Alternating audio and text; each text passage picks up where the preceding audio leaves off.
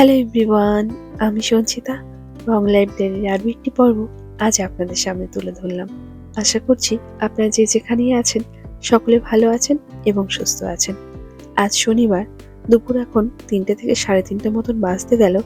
আমরা বেরিয়েছি দুপুরের খাওয়া দাওয়া খাওয়ার জন্য। যদিও একটু লেট হয়ে গেছে ঠিকই, বাড়িতে আজ সকাল থেকে এত কাজ চলছিল যে আর কোনো রকমভাবে আর সময় করে উঠতে পারিনি। তোনাকে হালকা কিছু খাইয়ে দিয়েছি। ভাত টাত আজকে আর কিছুই রান্না হয়নি বাড়িতে।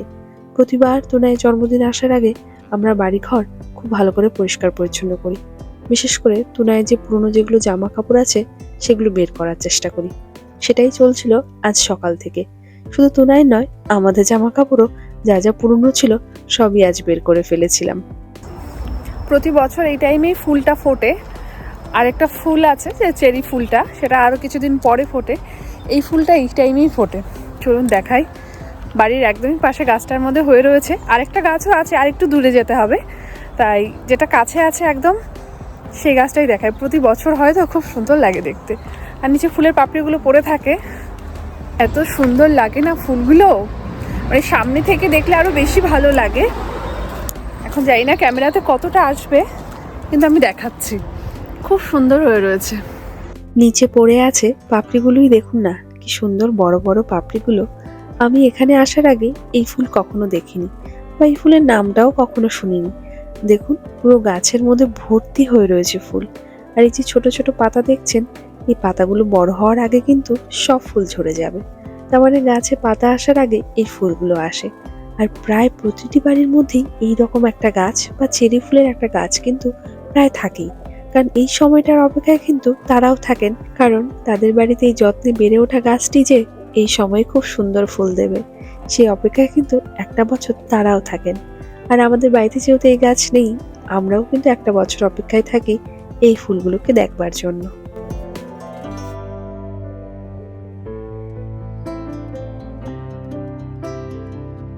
তুনাই আর তুনাইয়ের পাপা বসে রয়েছে, গাড়িতে বসে রয়েছে। খুব খিদে পেয়ে গেছে আজকে বাড়িতে রান্না হয়নি, কারণ আজকে সকাল থেকে এত কিছু গোছাতে হচ্ছে আমাদের। প্রচুর জিনিস গোছাতে হয়েছে। তুনাইয়ের প্রচুর জামা কাপড় আছে যেগুলো কিনা ও বড় হয়ে গেছে, জামা কাপড়গুলো ছোট হয়ে গেছে, ওগুলোকে ফেলতে হয়েছে। খুব ভালো ভালো জামা কাপড় তবু ফেলতে হয়েছে। আর যেগুলো খুবই ভালো রয়েছে সেগুলো ডোনেশন করে দেবো। তুনাই বসে রয়েছে, আর তুনাই লুকোচ্ছে। আর তুনাইয়ের ফেভারিট সং চলছে। কোনটা তুনাইয়ের ফেভারিট সং? হর হর মহাদেব।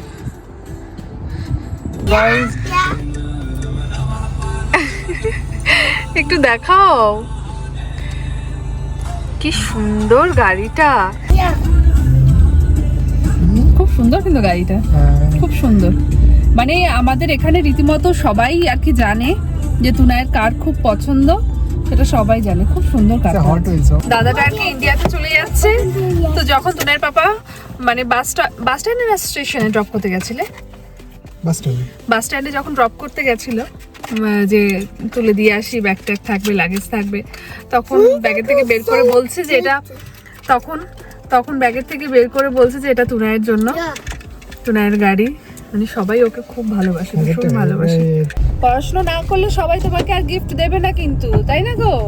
তোমাকে পড়াশোনা করতে হবে, তোমাকে রাইটিং করতে হবে, ম্যাথমেটিক্স করতে হবে, ড্রয়িং করতে হবে, সবকিছু করতে হবে গুডলি। বললে হবে না আমি এখন করব না, যদিও বলে না তবু, তাই না তুনাই? তবে না সবাই তোমাকে ভালোবাসবে। বাচ্চা মানুষ গিফট পেলে কত খুশি হয়ে যায়, তাই না? ভীষণ খুশি হয়ে যায়, আর ভালো লাগে। বাচ্চাদের গিফট দিতেও ভালো লাগে। এত খিদে পেয়েছে যে পেটের মধ্যে ইঁদুর ছুঁচো যাই বলুন না কেন যেভাবে ছোটাছুটি করছে, মনে হচ্ছে যেন রেস্টুরেন্টে কি কি খাবার রান্না হয়েছে সেটা স্বাদ হবে আর না স্বাদ হবে আমি মনে হয় সবটাই খেয়ে ফেলবো। এখানে মোটামুটি বেশ কয়েকটা রেস্টুরেন্ট আছে যেখানে আমরা গিয়ে খাওয়া দাওয়া করি। আর আজ আমরা যেখানে যাচ্ছি এই রেস্টুরেন্টে বিশেষ করে ইন্ডিয়ান স্টাইলের কোনো খাবার দাবার যখন খাওয়ার মন চায়, বিশেষ করে যখন আমাদের ডিনার করবার মন চায় বা আমাদের যদি কখনো লাঞ্চ করবার মন চায় তখন আমরা এখানে আসি। এখানে আবার একটা প্রবলেমও আছে জানেন, বাড়িতে যদি আপনার ছোট বাচ্চা থাকে তাদেরকে নিয়ে আপনি লাঞ্চে আসতে পারবেন, কিন্তু তাদেরকে নিয়ে রাত্রি 9টার পরে আপনি ডিনার করতে আসতে পারবেন না। কারণ এখানে অনেক বয়স্ক মানুষ থেকে শুরু করে ইয়াং ছেলে মেয়েরা সবাই আসে, এসে সবাই তাদের মতন করে পার্টি করে, তো তাই ছোট বাচ্চাদের আর সেই সময় আর অ্যালাউ করা হয় না। শুধু এখানে নয়, বেশ আরো কয়েকটা রেস্টুরেন্ট আছে যেখানে বাচ্চাদের রাত্রি 9টার পরে সেই রেস্টুরেন্টে যাওয়া অ্যালাউ নয়। কিন্তু যেহেতু এই রেস্টুরেন্টের খাবার দাবারটা আমাদের খেয়ে একটু তৃপ্তি হয়, তাই আমরা এখানেই আসি। আর নতুবা যা রেস্টুরেন্টগুলো রয়েছে সেগুলো ধরে রাখুন ওই KFC মতন খাবার দাবারই পাওয়া যায়। আর একটা থাই রেস্টুরেন্ট আছে, সেটাও ভেবেছিলাম আজকে যাব, কিন্তু দেখলাম আসার সময় সেটা বন্ধ ছিল।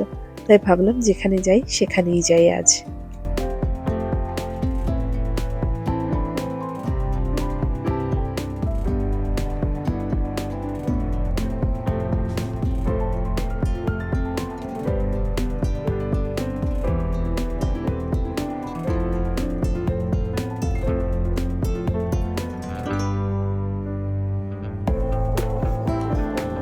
পেট ভরেছে? আমাদের সব প্লেট তো একদম পুরো পরিষ্কার হয়ে গেছে। পেট ভরেছে তো? তোমার পেট ভরেছে? খুশি হয়েছো না আমার হাতে রান্না খেতে হয়নি? কোনটা বেশি ভালো লাগে সত্যি কথা বলবে? এখন আমি সামনে রয়েছি দেখে। আজকে রান্না করার সময় হয়নি আমাদের, তুমিও জানো ভালো করে। বন্ধুদের সাথে আসলে বলতে না যে এখানে রান্নাটা বেশি ভালো, মানে এখানে খাবার বেশি ভালো। চলো চলো চলো তুনাই, ওঠো ওঠো। কি ঠান্ডা লাগছে, মানে খাওয়ার পরে আরো বেশি ঠান্ডা লাগছে। রোদ্দুর দেখে বেরিয়েছি, ভাবছিলাম যে জ্যাকেট পরে লাগবে না। ওবার ঠান্ডা লাগছে না বাবা? শীত করছে না? ও শীত করবে কি করে? কান ঢেকে রয়েছে, জ্যাকেট পরে রয়েছে, আমার রয়েছে কানে রয়েছে জ্যাকেট। ও শীত করছে। আর সবার কিন্তু শীত করে না, ঠিক আছে? আমি বললাম না, সবার কিন্তু শীত করে না।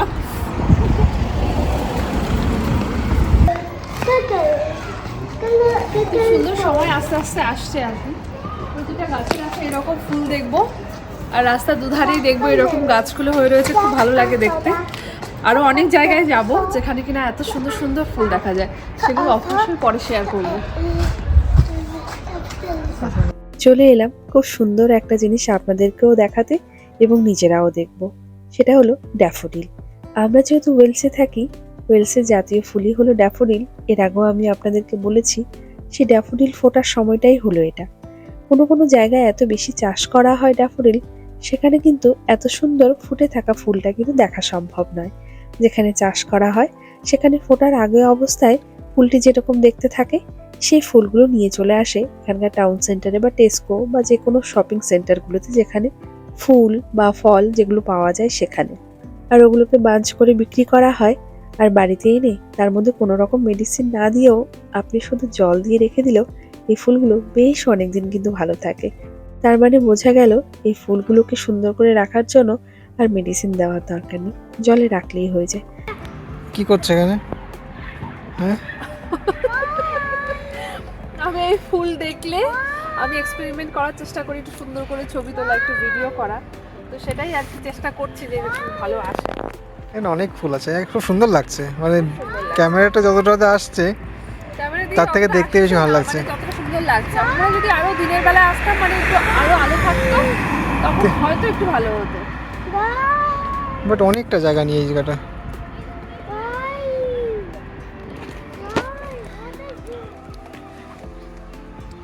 ফুলের সাথে সময় কাটাতে কার না ভালো লাগে বলুন তো? এত সুন্দর ফুল দেখলে মন এমনি মুগ্ধ হয়ে যায়। না জানি কত কথা থাকে, জানি হয়তো অপর পাশ থেকে কোনো রকম উত্তর পাবো না ঠিকই, কিন্তু মনের কত রকম কথা মনে হয় যেন বলতে ইচ্ছে করে। আর এত সুন্দর ফুল, তার মাঝে বসে কত ছবিও না তুলতে ইচ্ছে করে। আর আমি তুলিও ঠিক। আমার মনে হয় ছবি তোলা বা ভিডিও করা এগুলো সবই হলো স্মৃতি। স্মৃতি তো সবসময় আমাদের মনে গাঁথাই থাকে। এইরকম যদি আমরা ছোট ছোট করে কিছু ছবি বা কিছু ভিডিও যদি করে রাখি, তাহলে পরবর্তীতে আমাদের দেখতে ভীষণ ভালো লাগবে। যেমন আগের দিনে যখন ফোন ছিল না, তাদের কাছে যখন অনেক রকম গল্প করে শুনতাম তাদের স্মৃতিগুলো, তারা ভাবুন তো যদি একটু দেখাতে পারতো কত সুন্দর লাগতো। এটা আমার মনে হয়। তাই সবসময় চেষ্টা করি আমার স্মৃতিগুলোকে আমার মনের মতন করে গেঁথে রেখে দিই আমার ফোনের গ্যালারিতে। আজ হলো রামনবমী, আর একটু আগে যে ভিডিও ক্লিপটি আপনারা দেখলেন সেটা ছিল কিছুদিন আগের। আজকের ভিডিও তেমন আর কিছু করিনি জানেন, সকালবেলা বাড়িতে সেই রকম ভাবে কিছু করিনি। ওই ঠাকুরের কাছে যতটুকু পুজো দিতে হয় সেই রকম ভাবে পুজোটা দিয়েছি, আর অপেক্ষায় ছিলাম সন্ধে হবার। সন্ধেটা যেহেতু একটু দেরি করেই হয়, সেই জন্য সন্ধ্যের প্রদীপটা দিতে একটু সময় লেগে গেল। আর এই যে দেখুন, সন্ধ্যের সময় খুব মন চাইলো বাইরে প্রদীপ দিতে। আমাদের যেহেতু ঘরে কার্পেটটা বেছানো থাকে, সেই জন্য প্রদীপ তো ঠিক মতন দিতে পারি না, কিন্তু ঘর থেকে বেরিয়ে বাইরের এই জানলাটা একদম সোজাসুজি মুখোমুখি বলেই এখানে প্রদীপ দিতে আমার ভালোই লাগে। আর সেই জন্য মাঝে মাঝে কোনো পুজো হলে আমার এখানে প্রদীপ জ্বালাতে ভীষণ ভালো লাগে। অনেক ভিডিওতে শুনি আপনার সংসারের সুখ, শান্তি, অর্থ সবকিছুই আসবে নানা রকম ভাবে নানা দিকে প্রদীপ দিলে। আমার আর সেটা মনে হয় না জানেন। আমার মনে হয় ভাগ্য কিছুটা তো আমরা কপাল করেই আসি, আর কিছুটা তো আমাদের অর্জন করতেই হয়। তাই অর্জন যদি আমরা ঠিকঠাকভাবে করতে পারি, আমার মনে হয় ভাগ্যটা আমাদের সাথেই থাকে। তুনাইকে বাড়িতে পুজো হোক বা যাই হোক, তুনাইয়ের মনে কিন্তু সবসময় এইসব দেখার আগ্রহটা খুব থাকে। তাই ওর যেহেতু আগ্রহটা রয়েছে, সেই জন্য আমিও ওকে নানা রকমভাবে নানা কিছু বোঝানোর চেষ্টা করি। শুধু একটা আশা বা একটা বিশ্বাস, এটাই আমার মধ্যে সবসময় থাকে, ছেলেটি যেন বড় হয়ে মানুষের মতন মানুষ হয়, ছেলেটি জীবনে যেন অনেক বড় হয়, অনেক ভালো মানুষ হয়ে ওঠে, অনেক বড় মন যেন ওর হয়, সবাইকে সম্মান করা যেন ও শেখে। এই জিনিসগুলো আমার মনে হয় ঠাকুরকে শ্রদ্ধা করা, পুজো অর্চনা করা, এইসবের মাধ্যমেই ও ধীরে ধীরে শিখে উঠবে।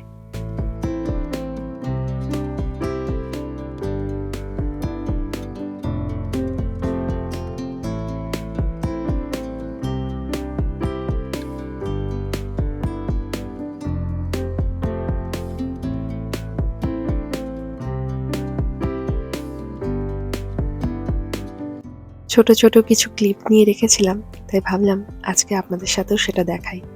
আর এই যে দেখছেন এখানে টাইম দেখছেন, একটা রয়েছে লন্ডনের আর একটা রয়েছে কলকাতার।